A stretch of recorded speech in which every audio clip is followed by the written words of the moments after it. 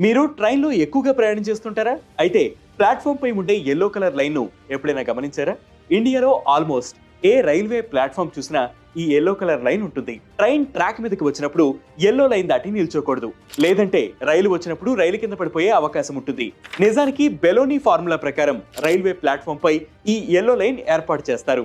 రైలు వేగంగా వెళ్లేటప్పుడు దాని చుట్టూ వాక్యూమ్ అంటే శూన్యత ఏర్పడుతుంది. దీంతో ప్లాట్‌ఫామ్ పై ఖాళీ ఏర్పడుతుంది. ఆ ఖాళీలో ప్రయాణికులు ఉంటే రైలు తన వైపుకు లాగేసుకుంటుంది. ఇలా జరిగితే ఒక్కోసారి ప్రాణానికి కూడా ముప్పు ఉంటుంది. అందుకే రైల్వే అధికారులు ఆ యెల్లో లైన్ ను ఏర్పాటు చేస్తారు. కాబట్టి ప్రయాణికులు రైలు వస్తున్నప్పుడు ప్లాట్‌ఫామ్ పై యెల్లో లైన్ బయట నిలబడాలి.